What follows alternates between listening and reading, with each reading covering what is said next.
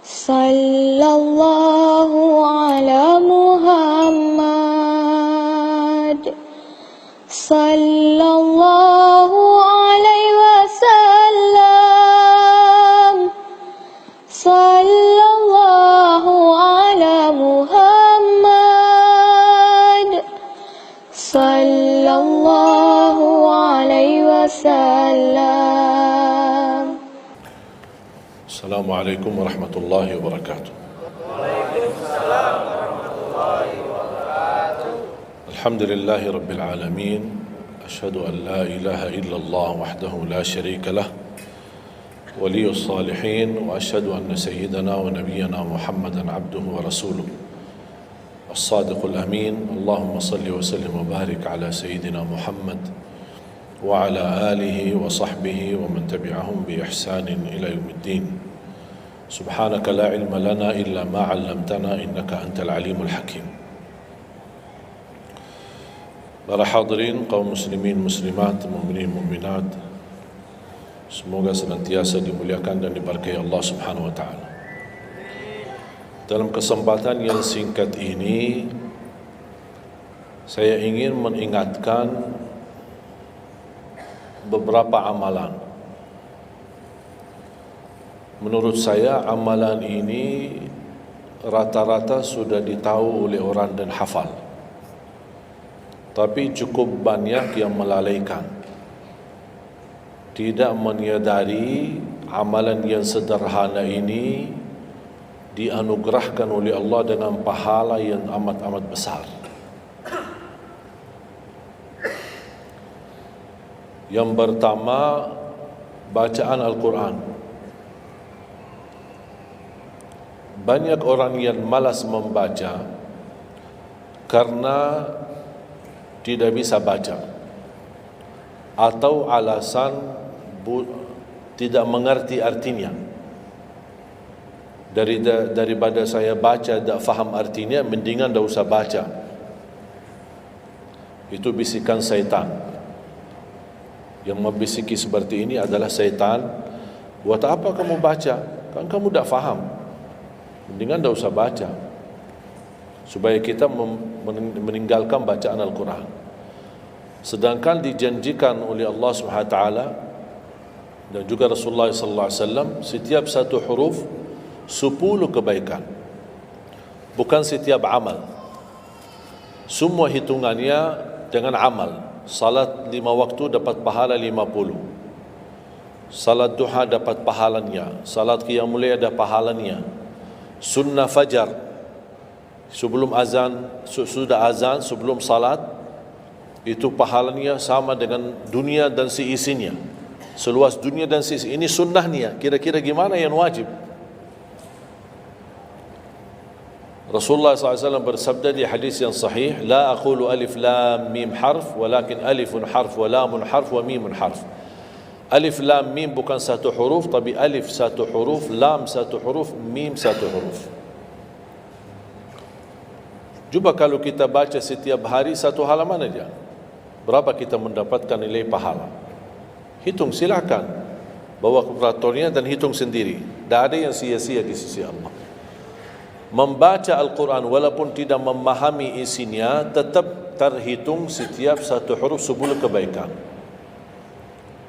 Berarti anda tidak sia-sia membaca Al-Quran walaupun tidak faham. Ada orang membaca tapi berbata-bata.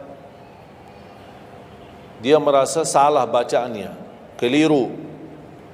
Dia sudah berusaha belajar tapi itu kemampuannya.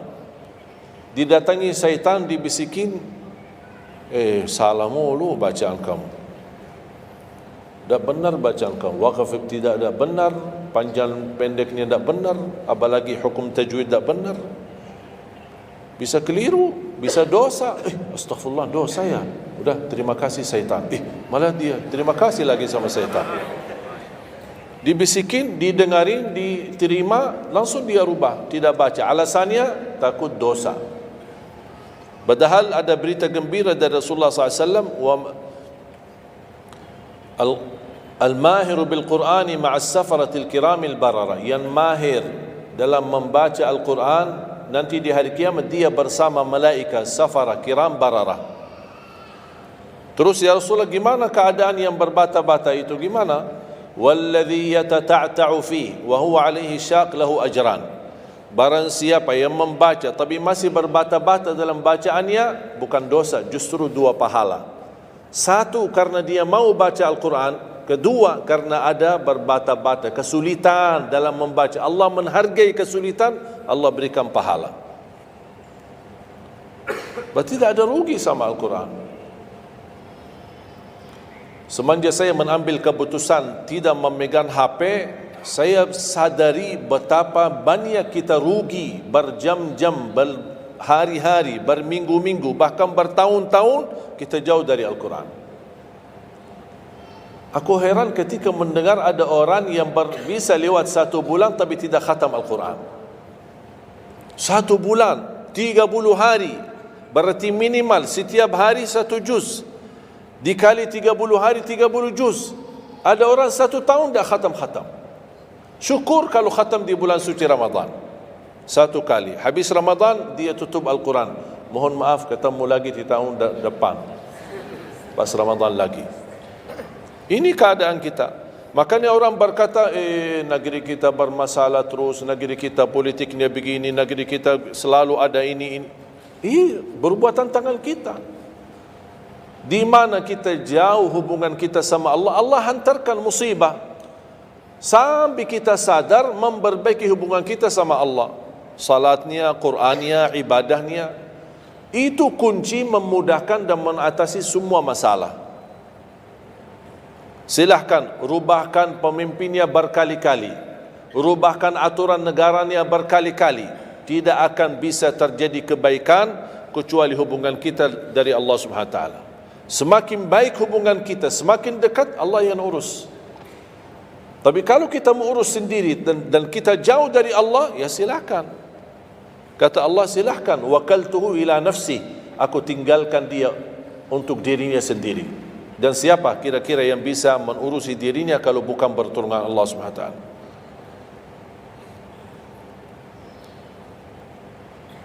Jangankan bisa khatam Al-Quran dalam 30 hari, jangan 1 juz dalam 1 hari, 30 hari bisa dikhatam dalam waktu 10 jam.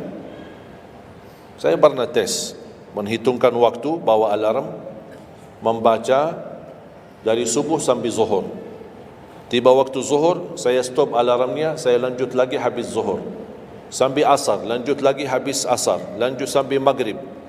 Berapa saya habis khatam 30 juz? Bagi orang yang lancar bacaannya, tidak berbata-bata, bacaannya lancar, hurufnya jelas, tajwidnya bagus, tidak terlalu cepat, standar, sebagaimana bacaan tadi salat Isya, itu namanya standar, hadar, tapi disempurnakan tajwid, tidak boleh cepat dan tidak boleh terlalu lambat.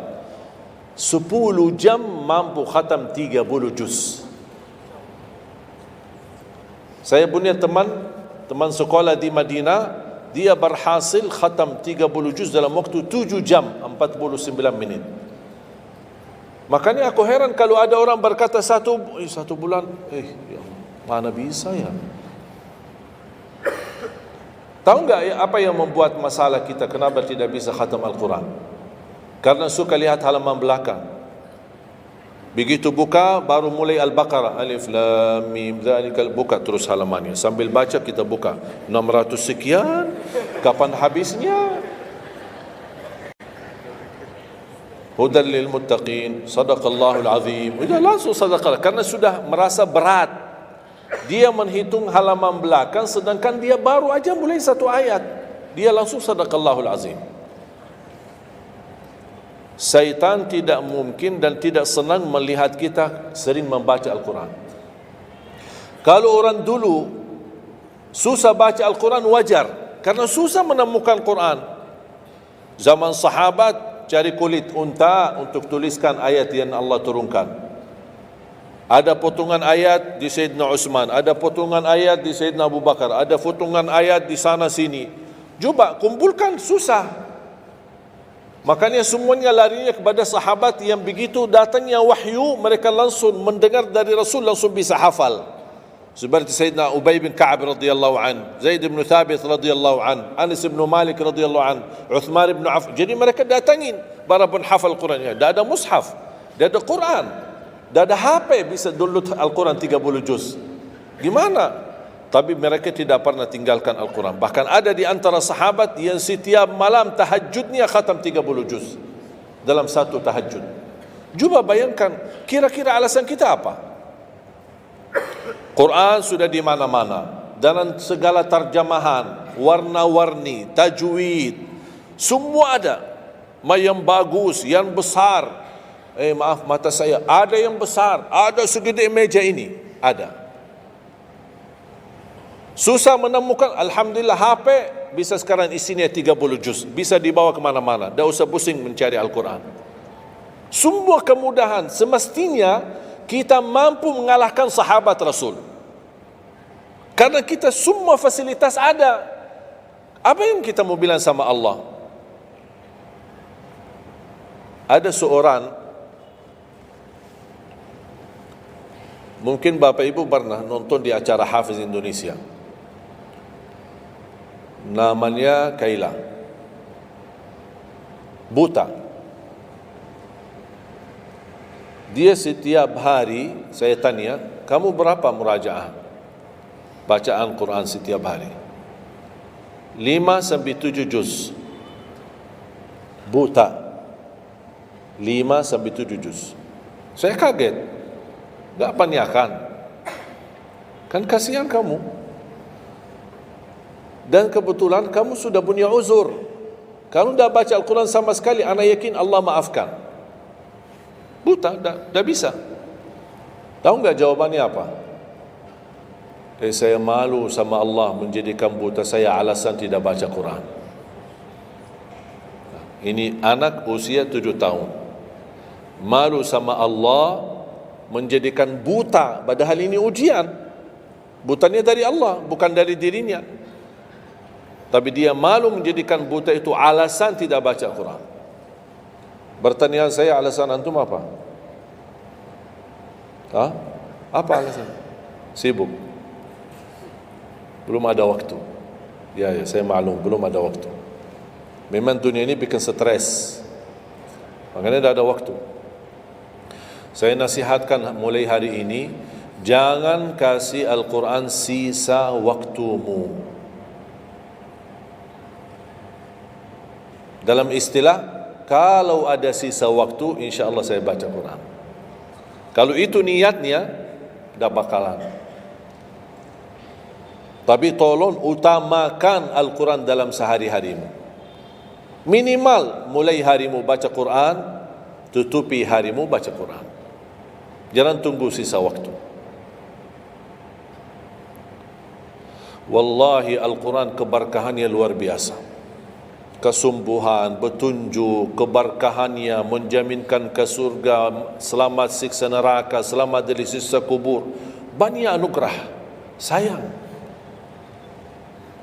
Kadang-kadang kalau kita mendengar ada seorang da'i atau seorang ustaz, materi-materi bukunya bagus, isinya bagus, kita kejar. Di mana buku itu jual?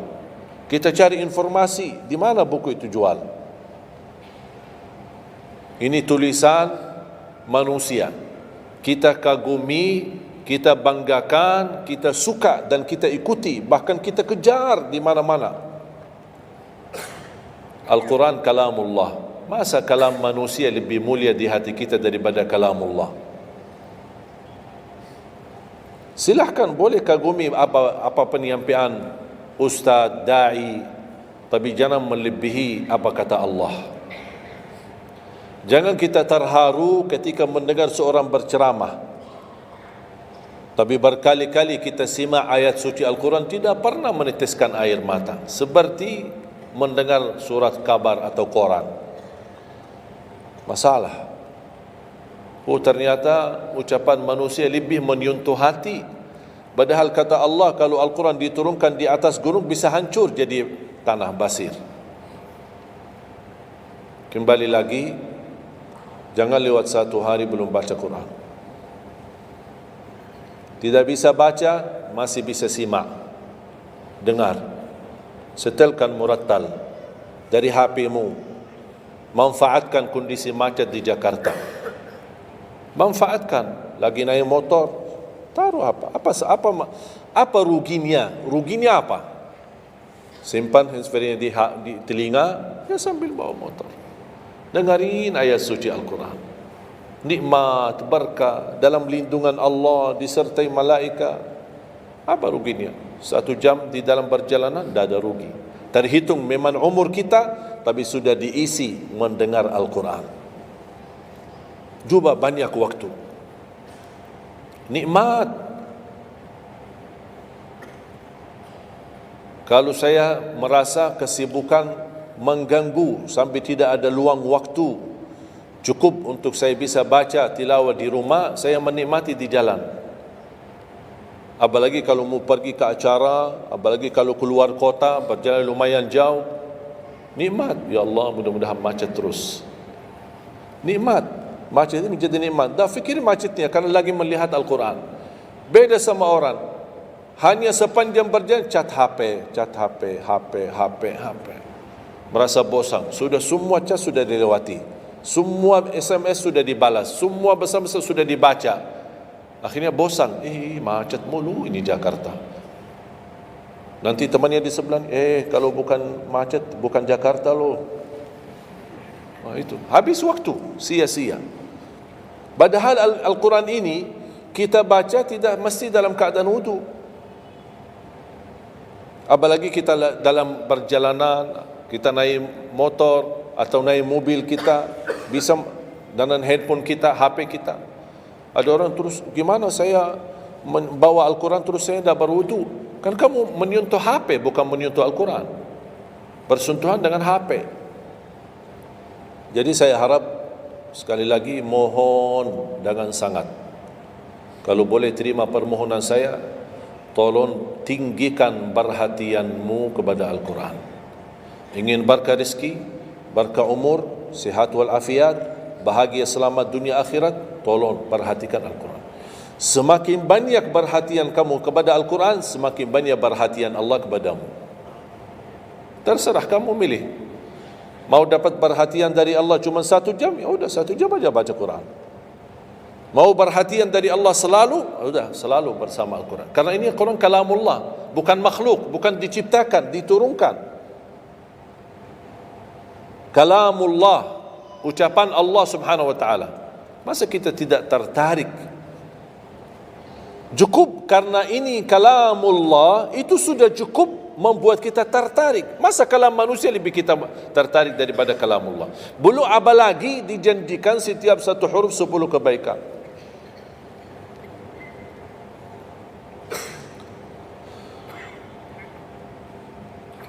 Kira-kira siap? Minimal mulai harimu baca Quran, tutupi harimu baca Quran. Habis bangun, sebelum beraktivitas baca. Baca apa? Bebas. Boleh enggak saya baca sambil khatam tapi saya tidak faham isinya? Boleh. Tetap dapat pahala setiap satu huruf 10 kebaikan. Baca sampai mempelajari isi maknanya, memahami maknanya, lebih besar lagi pahalanya. Membaca, memahami, menhayati lagi, lebih besar lagi pahalanya. Membaca, memahami, menhayati, menamalkan, lebih besar lagi. Kalau tidak bisa meraih semua pahala itu, ya paling minimal pahala bacaan. Kalau saya tidak dapat meraih pahala menhayati, pahala memahami, pahala menamalkan, apalagi saya orang awam tidak begitu mengerti apa yang semestinya saya amalkan, la yukallifullahu nafsan illa wus'aha. Amalkan sesuai kemampuan. Ada pelajaran ayat yang dibacakan tadi, kita bisa ambil maknanya, kita mengambil kesimpulannya. Jangan kita menjadi seperti golongan yang datang hari kiamat malah minta tolong diselamatkan oleh Allah dari neraka. Kalau di hari kiamat tidak bisa saling menolong, tidak bisa. Sekarang kita masih bisa saling membantu dan saling menolong. Dan di antaranya menolong diri sendiri. Jangan menunggu di hari kiamat. Jangan kita bisa menolong, tolong menolong. Di hari kiamat orang tua tidak bisa menolong anaknya. Anaknya pun larikan diri daripada orang tua. Tak ada yang mau kenal. Cuba baca akhir surat Abasa. Yauma yafirrul mar'u min akhihi. Di hari itu kakak adik melarikan dirinya dari saudaranya. Wa ummihi wa abi, melarikan diri pada bapaknya dan ibunya. Biasanya kalau kita ketemu orang tua kita senang bertemu, mohon doanya, apalagi yang orang-orang yang tinggi berbakti baik sama orang tuanya. Kalau di hari kiamat mau sendiri-sendiri. Jangan kita yang melarikan diri sendiri. Para nabi dan rasul semuanya doanya salim salim, ya Allah selamatkan, ya Allah selamatkan. Ini nabi, kira-kira kita gimana?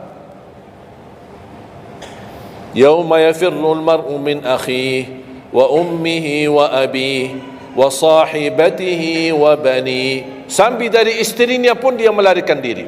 Mohon maaf sendiri-sendiri, saya tidak bisa tolong kamu. Jangankan kita sama istri kita atau sama anak-anak kita. Rasulullah sallallahu alaihi wasallam pernah berkata sama Siti Fatimah, anaknya Nabi Muhammad, ittaqillah fa inni wallahi la ughni anki min Allahi syai'a. Hei anakku Fatimah, bertakwalah kepada Allah, karena aku tidak bisa membantu kamu nanti di kemudian hari. Sendiri-sendiri, salim salim, selamatkan ya Allah. Ini kesempatan. Sebelum kita menjadi na'udzubillah salah alamat daripada ke surga menjadi ke neraka, kita sekarang perbaiki kemana arahan kita, kemana jalan kita. Kita yang milih, tidak ada yang memaksa. Taat, Allah hanya menyuruh kita taat, tapi Allah tidak pernah maksa. Kira-kira kalau tidak salat dapat pukulan? Dapat pukulan? Ada yang memukul kita? Ada yang melemparkan kita dalam batu sambil bata kepala kita? Ada? Tidak ada. Taat, Allah menyuruh taat, tapi Allah tidak pernah maksa. Sama juga syaitan, menyuruh kita dosa maksiat, tapi syaitan tidak pernah maksa kita. Sebagaimana ayat tadi dibacakan, ayat surah Ibrahim ayat 22, syaitan berkata, aku tidak punya kuasa di atas kalian, tapi aku hanya menyuruh kalian terlalu cepat taati. Kata syaitan, terlalu cepat respon, aku hanya menyuruh. Da'autukum fastajabtum li. Makanya sekarang jangan melialahkan, saya tidak bisa bantu kalian dan kalian pun tidak bisa bantu aku. Kita dua-duanya dijerumuskan dalam neraka, na'udzubillah min dzalik. Oleh karena itu jemaah sekalian, kesempatan, mumpun masih kita umur, masih punya kesehatan, manfaatkan, karena akan datang satu saat. Sekarang bukan masalah umur, masalah sehat. Tiba-tiba bisa sakit, virus di mana-mana. Kemarin saya punya saudara saya baik-baik aja, tidur bangun sakit, sampai matanya, mukanya macam sakit. Tiba-tiba dah bisa berbicara baik-baik, dah bisa baca Al-Quran dengan baik, dah bisa salat dengan baik. Ini kan mengganggu. Makanya Rasul mengingatkan, ketika anda sehat dan masih punya umur, jangan sia-siakan, karena akan datang satu saat anda tidak sehat dan tidak bisa maksimal ibadah. Selama anda masih bisa dan mampu maksimal ibadah, manfaatkan, jangan dirugikan. Akan datang satu saat anda tidak bisa. Saat anda berdiri, manfaatkan salatmu saat berdiri. Besok akan datang satu saat anda tidak bisa berdiri. Bahkan ada orang yang ingin sekali sujud, tapi dia bisa karena sakit lutut, dia tidak bisa lipatkan kakinya, tidak bisa sujud. Betapa banyak orang yang merugi ketika dia sehat, dia tidak memanfaatkan dan menikmati ibadahnya. Yang kedua, doa azan. Setiap hari kita mendengar azan 5 kali. Sayang sekali banyak yang sibuk dengan handphonenya, Azan ini panggilan Allah.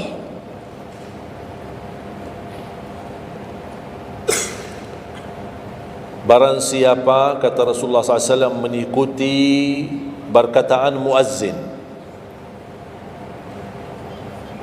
artinya muazzin mengucapkan Allahu Akbar, kita ucap Allahu Akbar, asyhadu an la ilaha illallah, asyhadu an la ilaha illallah, asyhadu anna Muhammadar Rasulullah, asyhadu anna Muhammadar Rasulullah. Habis wa asyhadu anna Muhammadar Rasulullah, kita berkata wa ana asyhadu an la ilaha illallah wahdahu la syarikalah wa anna Muhammadan abduhu wa rasuluh, raditu billahi rabba wa bi Muhammadin nabiyya wa bil islami dina, sebagaimana diriwayatkan Imam Muslim.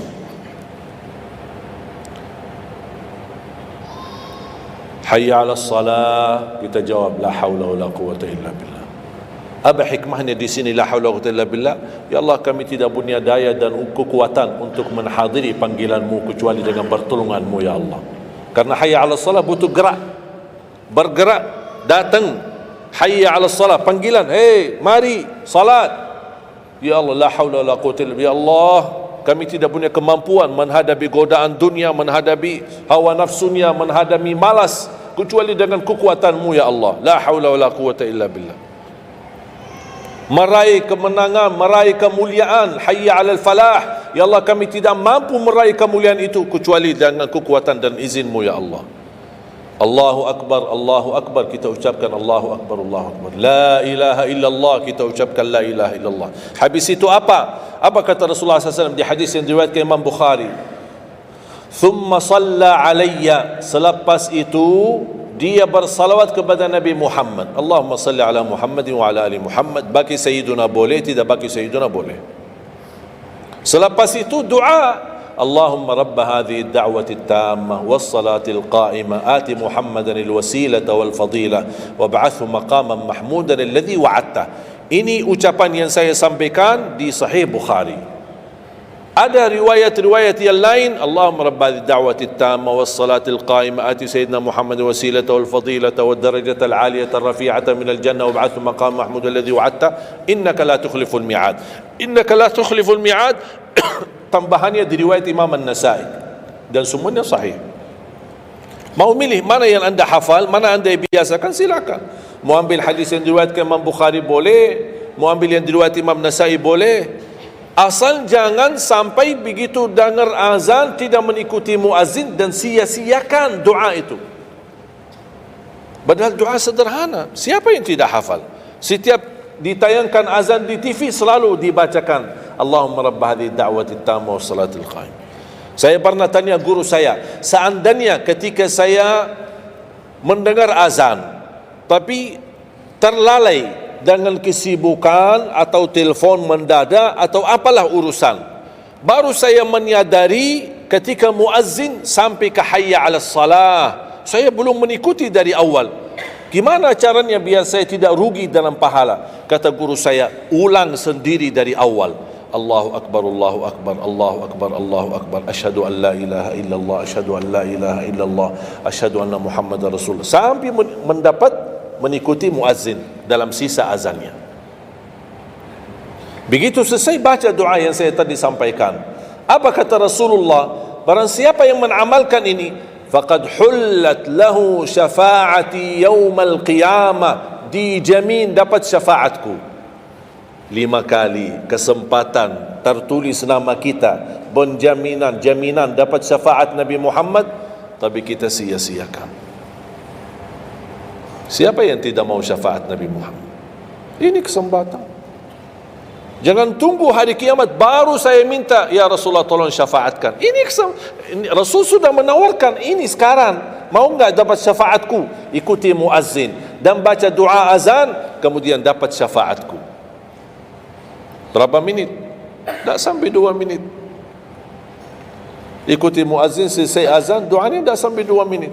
Allahumma salli ala Muhammadin wa ala ali Muhammad. Allahumma rabba ad-da'wati at-tammah was-salatil qa'imah ati Muhammad. Dan sampai akhir. Innaka la tukhliful mi'ad. Berapa lama? 2 minit? 3 minit?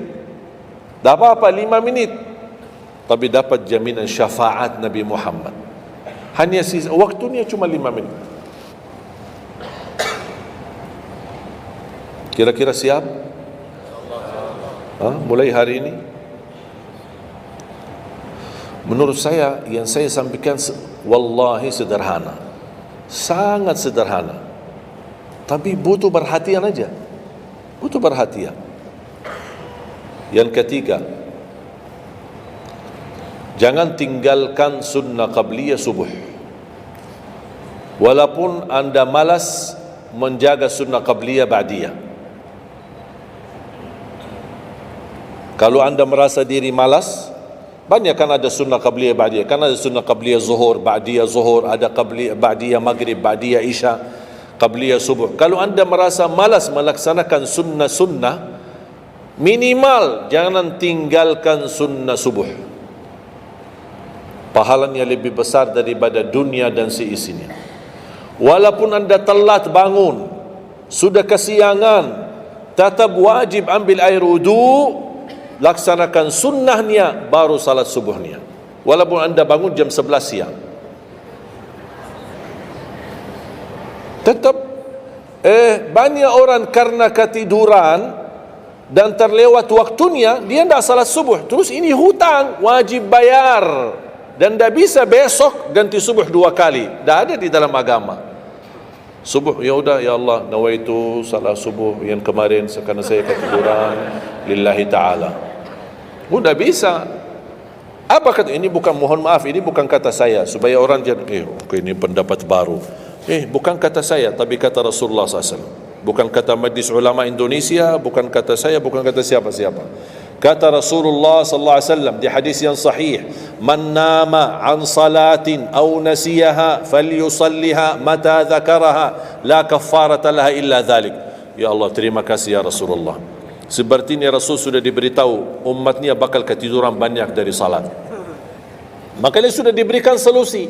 Seandainya ketiduran, ini juga kata Rasulullah, man nama an salatin, silahkan nanti anda pas pulang buka di Google, biar lihat sanad hadisnya ni. Oh, Syekh Ali kau bawain hadis yang dah benar ni. Silahkan. Tahu, kenal enggak Syekh Google? Syekh Google kenal? InsyaAllah semua ilmu dia tahu. Tinggal masukin aja.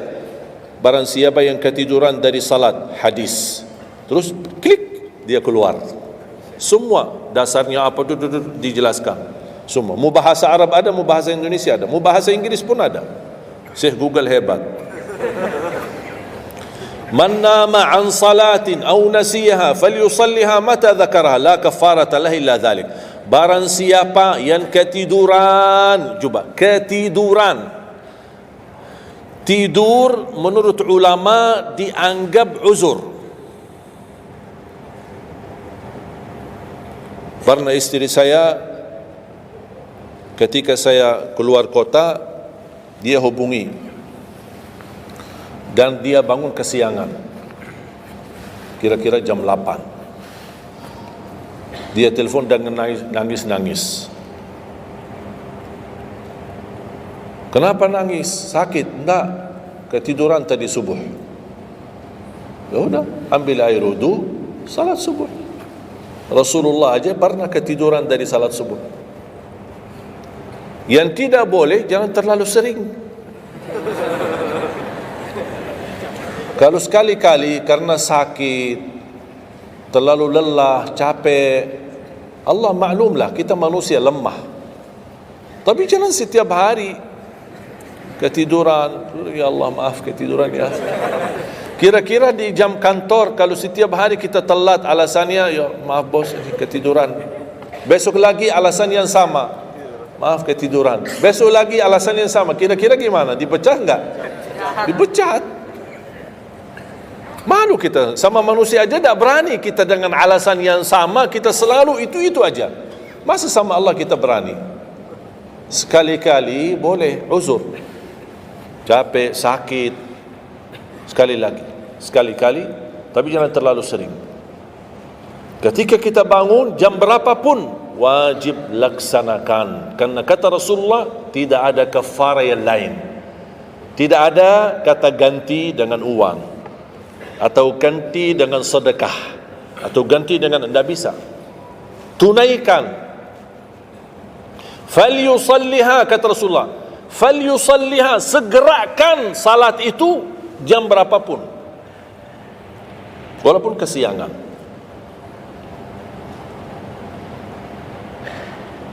Jelas? Sering ya ketiduran ya? Saya juga berapa kali ketiduran. Bukan berarti saya tidak pernah ketiduran, berapa kali. Bisa ada orang habis tahajud, terlalu lelah, capek, dia mau hanya istirahat saja di atas sajadahnya. Pas bangun sudah jam 7. Padahal Masya Allah tahajud, semangatnya tahajud, tapi ketiduran salat subuh. Makanya ini harus disesuaikan kemampuan. Anda merasa diri kalau salat tahajud 8 rakaat, bangun jam 2, ya Allah kuat, tidak kuat ini. Kembali kepada kemampuan. Tahajud tidak harus 8 rakaat. Tahajud tidak harus 20. 2 rakaat, tutup witir sudah tahajud. Dan tahajud pun salat malam tidak harus tidur dulu. Ada orang, harus tidur, walaupun tutup mata sebentar terus buka lagi. Ini ilmu baru di Indonesia ini. Saya pernah share satu video, ada satu komen dari jamaah, enggak, saya belajar harus tidur dulu, walaupun tutup mata sebentar terus buka lagi. Kembali kepada kemampuan. Ada yang biasa tidur, bangun tengah malam, sepertiga akhir, itu lebih afdal. Tapi ada yang tahu dirinya, kalau saya tidur mana bisa bangun. Udah, mendingan daripada tidak ada tahajud malam itu, mendingan kita salat. Dan ini bukan kata saya, dan bukan kata ulama, tapi kata Rasulullah sallallahu alaihi wasallam. Sebagaimana di hadis yang sahih kata Abu Hurairah radhiyallahu an, pernah Rasulullah menwasiatkan aku jaga witir sebelum tidur. Berarti Rasul mengizinkan kita melaksanakan ibadah salat malam, di antaranya witir sebelum tidur. Umar bin Khattab radhiyallahu anhu punya kebiasaan witir sebelum tidur. Ditanya, kenapa witir sebelum tidur? Dia kata, saya takut meninggal dunia dalam keadaan tidur, belum tertulis nama saya sebagai ahli witir. Saya punya kebiasaan, habis pulang ke rumah, sebelum tidur ambil air wudu, salat 2 rakaat sunnah wudu, kemudian salat 2 rakaat muqaddimah witir, kemudian 1 rakaat witir, baru saya tidur. Kalau dapat bangun lagi, alhamdulillah bisa tahajud, tapi tidak boleh witir lagi karena sudah witir duluan. Sudah faham? Sederhana enggak Islam ini? Sederhana. Banyak orang yang berkeinginan tahajud, berkeinginan salat witir, tapi katanya harus tidur. Saya orang yang berat tidur. Kalau saya tidur mana bangun lagi? Udah, kesempatan bisa anda laksanakan sebelum tidur. Ada orang yang memang tidurnya aja akhir, jam 12, jam 1 baru dia bisa tidur. Ya mendingan daripada tidak salat malam sama sekali, mendingan salat dulu baru tidur. Dapat bangun, alhamdulillah. Tidak dapat bangun, sudah tertulis namamu, sudah salat, sudah ahli witir. Inna Allaha witir, yuhibbul witir, fa'autiru. Allah maha witir, Allah maha witir, Allah cinta witir, jagalah witir. Dan ini termasuk 2 sunnah yang Rasul tidak pernah tinggalkan, sunnah subuh sama sunnah witir. Sakit, sehat, mukim, di dalam kota, musafir, keluar kota, perang, aman, damai, tetap tidak pernah tinggalkan 2 sunnah itu, sunnah subuh sama sunnah witir. Itu kebiasaan Rasulullah SAW. Kalau anda merasa pun sakit, tidak bisa berdiri, tidak bisa qiyam, bisa anda laksanakan witir dalam kondisi duduk. Yang terakhir, ayat Al-Kursi.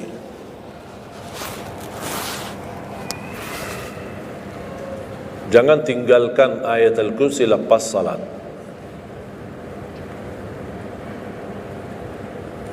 Jangan tinggalkan ayat kursi lepas salat, salat wajib. Sama ketika mau tidur, cuma 1 ayat.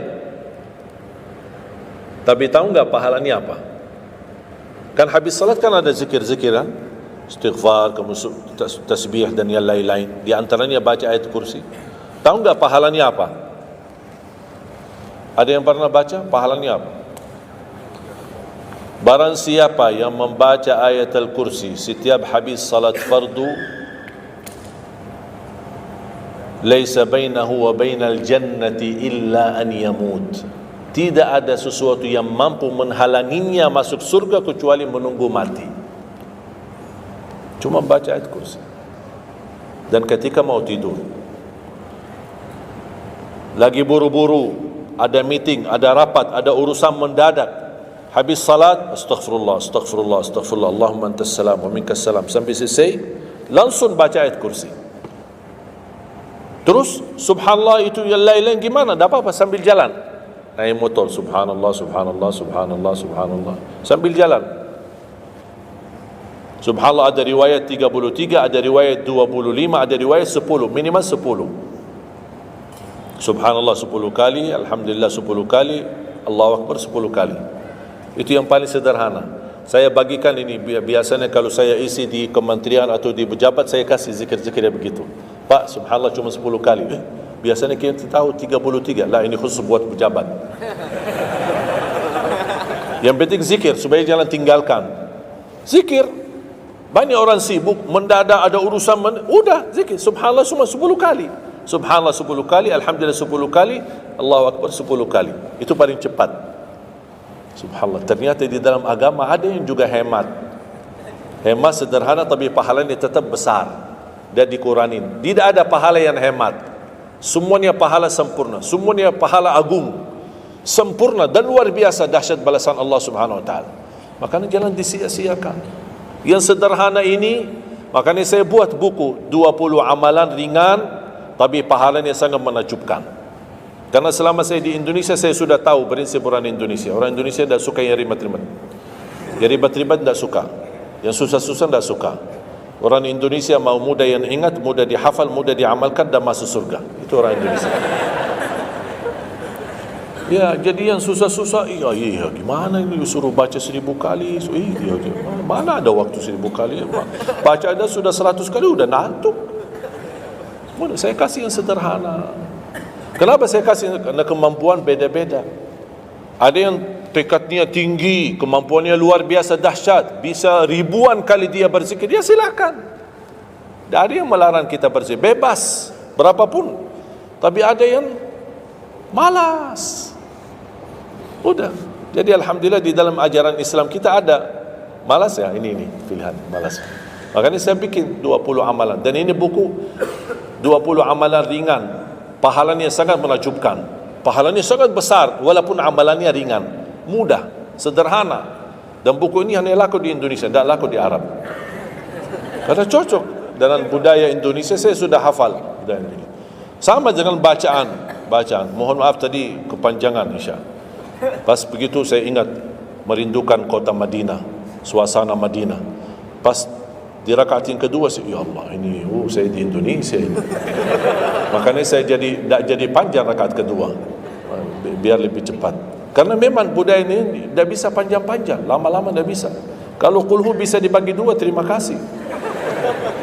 Kita lihat tarawih kan salah satu contoh tarawih. Walaupun 23 rakaat jumlahnya banyak, tapi ayatnya pendek. Al-hakum qulhu, al-asr qulhu, al-humazah qulhu, itu ya kan. Budaya. Kita kan hormati budaya, harus belajar. Walaupun ada sekarang ada beberapa masjid yang panjang, ya nak kembali kepada kemampuan, tapi tidak boleh saling menyalahkan. Ada orang yang suka, enggak, saya mau yang qulhu qul. Ya udah sana, masih qulhu di sana, masih kita beda. Yang penting kita bisa jaga salat. Dan yang terpenting dalam salat ini adalah yang terjaga kekhusyuan. Bukan masalah jumlahnya, bukan masalah kepanjangannya, tapi kekhusyuan. Tumaknina, karena tumaknina rukun dalam ibadah salat. Sama seperti rukun qiyam, rukun baca al-fatihah. Tumaknina. Apa itu tumaknina? Ketenangan dalam salat. Bacaannya tenang, gerakannya tenang. Bukan kejar-kejaran. Imamnya baru baca al-fatihah, sudah amin. Imam makmum belum selesaikan ini, terus dikejar imam.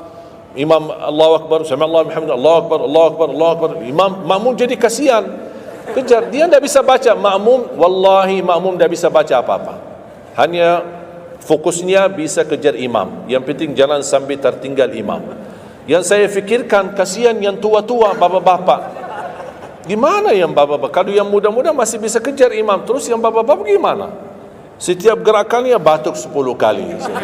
Rukuk batuk lagi, sujud batuk lagi. Karena pelan-pelan gerakannya. Saya pernah ada satu kejadian ketika masuk salah satu kampung, kita lewati, saya mampir, samping saya ada bapak lumayan tua, gerakannya juga pelan-pelan. Yang saya kasihan, Imam Allahu Akbar. Saya suka pas ketika takbir, Allah,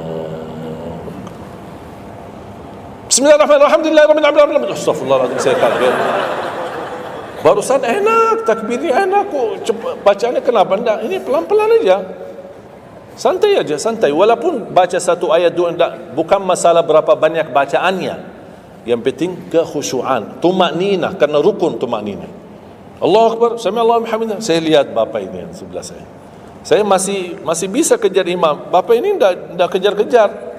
Imam sudah rukuk, bapak belum rukuk. Begitu imam sami Allahu hamdah, bapak enggak jadi rukuk, dia ikut sami Allahu hamdah. Astaghfirullahalazim. Bas sujud, kita sudah sujud 2 kali. Bapak kan pelan-pelan sambil batuk. Terus dia turun sujud. Pas dalam kondisi sujud, kita sudah berdiri, bapak kan baru dia turun, dia berdiri lagi. Astagfirullahaladzim. Pas di rakaat yang kedua, saya megang tangannya, Pak, kita pulang aja deh, biar bapak salat di rumah. Kasihan bapak tidak bisa salat, tidak bisa ruku, tidak bisa sujud, tidak bisa apa-apa. Makanya tumakninah bukan wajib, bukan sunnah, tapi rukun dalam salat, dan tidak sah. Walaupun salat sunnah, tidak sah salatnya seorang kalau dia tidak membawa tumakninah. Tidak sah. Disyiarkan, disharekan, diviralkan, dia bilang ada 23 rakaat 7 minit. Menurut saya tidak usah panjang lebar dibahas. Tidak sah, sudah selesai. Karena meninggalkan, sama dengan orang salat tapi tidak baca Al-Fatihah. Kira-kira sah tidak? Tidak sah. Gimana kira-kira bacaan Al-Fatihah? Oleh kerana itu jemaah sekalian, mari kita sama-sama, apalagi tidak lama lagi kita menyambut bulan suci Ramadan.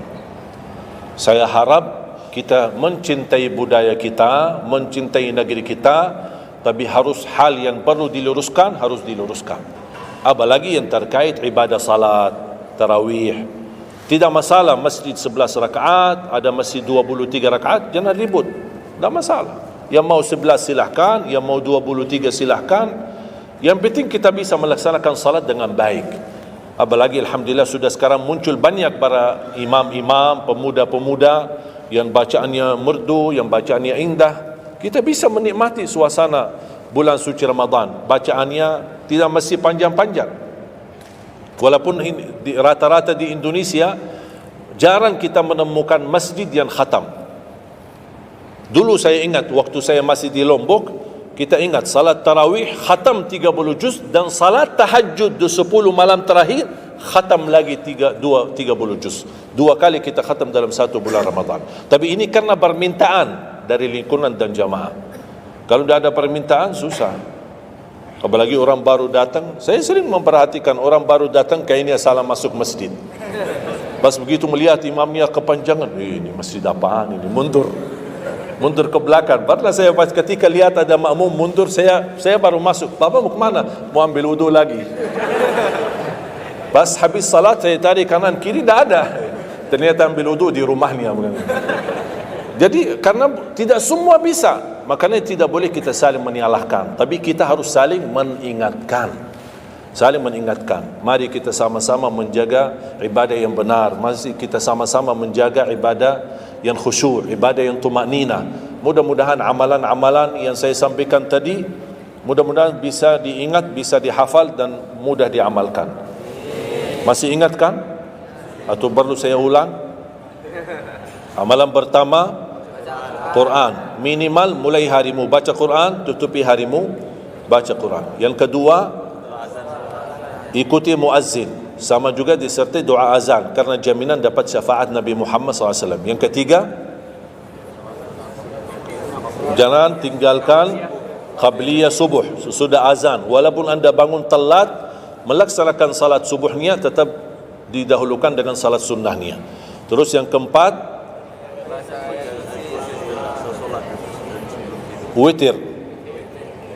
Jangan lewat satu malam belum witir, walaupun anda bisa laksanakan witir habis salat sunnah ba'diyah isya atau sebelum tidur anda di rumah bisa laksanakan witirnya. Terus yang keenam, ayat kursi setiap habis salat fardu. Mudah-mudahan insyaAllah amalan ini yang sederhana mudah-mudahan bisa kita jaga, walaupun sederhana tapi saya yakin akan membantu menjadikan banyak perubahan dalam kehidupan kita. Akan bertambah keberkahan, ketenangan, kita akan merasa jauh lebih sejuk, bahkan jauh lebih nikmat untuk kita beribadah. Baru saya ingat satu hal, sedekah. Kalau bisa sedekah subuh. Pengalaman saya dari semua pelajaran yang saya pelajari, saya menemukan sedekah semua waktu baik. Jumat, waktu majlis ilmu, habis majlis ilmu, semua sedekah itu baik.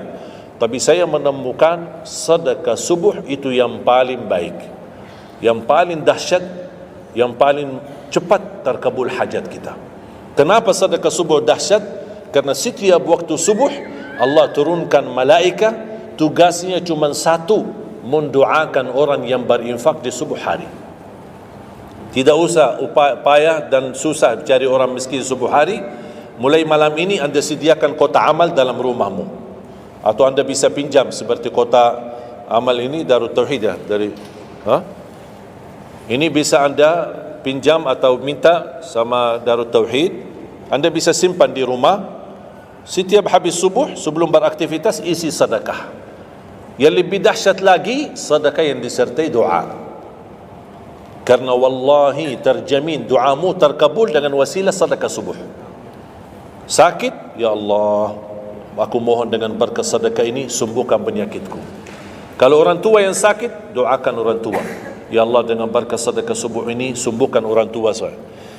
Mencari jodoh, mencari kerjaan, apapun masalah yang anda hadapi, masalah hutang, masalah apapun. Orang tua sudah meninggal, ya Allah aku mohon dengan berkat sedekah ini titipkan pahala sedekah ini untuk kedua orang tuaku. Apa saja, mau hafal Al-Quran, tapi kalau boleh saya usulkan, satu kali sedekah fokus satu hajat. Jangan sedekahnya koin tapi doanya sampai terbit matahari. Malu sama Allah. Kelamaan doa ni, sambil malaikat tulis doa ni, kelamaan. Banyak sekali doa. Satu kali doa, satu kali hajat, satu kali sedekah. Sesuaikan. Bukan Allah tidak bisa, Allah maha bisa menolong kita, tapi kita malu. Masa kita sedekah begitu saja, tapi kita minta panjang lebar. Ya, tolong disesuaikan. Tapi rutin, wallahi dahsyat. Antum insyaAllah akan merasakan sedekah subuh, subhanallah. Setiap jamaah yang saya sampaikan, termasuk ada keluarga yang sudah lama menikah, tidak punya keturunan, saya memberikan amalan ini. Suami istri masing-masing mengamalkan, isi sedekahnya, ya Allah aku mohon dengan berkat sedekah ini karunialah kepada kami keturunan. 17 tahun mereka tidak punya keturunan. Alhamdulillah 6 bulan kemudian saya dapat berita gembira dari mereka, kabar baik, alhamdulillah istrinya positif hamil. Sedekah subuh luar biasa dahsyatnya. Sedikit tapi rutin sampai insyaAllah kita dipanggil oleh Allah, mudah-mudahan dalam keadaan husnul khatimah. Allahumma ighfir lana wa liwalidina wa li jami'il muslimina wal muslimat wal mu'minina wal mu'minat al ahya'i minhum wal amwat. Allahumma ya Allah, jadikan pertemuan ini membawa barakah bagi kami, jadikan sisa umur kami lebih baik daripada yang sudah lalu, jadikan segala perjuangan kami, sedekah kami, infak kami, amalan salih kami menjadi pahala besar di sisi-Mu ya Allah, menjadikan membawa syafaat bagi kami di hadapan-Mu hari kiamat. Akhiri hayat kami dengan husnul khatimah. Ampuni dosa kami, ampuni kedua orang tua kami. Ya Allah, aku mohon untuk semua jemaah yang hadir, selepas majlis ini masing-masing pulang sudah diampuni segala dosanya, disucikan hatinya, dibersihkan jiwanya, diselamatkan setiap langkah-langkahnya. Jadikan kami semua penghafal Al-Quran, berakhlak akhlakul Quran, menjadi ahlul Quran, pencinta Al-Quran, dan di hari kiamat mendapatkan syafaatnya Al-Quran. Birahmatika ya arhamar rahimin. Rabbana atina fid dunya hasanah wa fil akhirati hasanah wa qina adzaban nar. Wa sallallahu ala sayyidina nabiyina Muhammad wa ala alihi wa sahbihi baraka wasallam. Walhamdulillahi rabbil alamin. Akhirul kalam, subhanakallahumma bihamdika asyhadu an la ilaha illa anta astaghfiruka wa atubu ilaik. Assalamualaikum warahmatullahi wabarakatuh.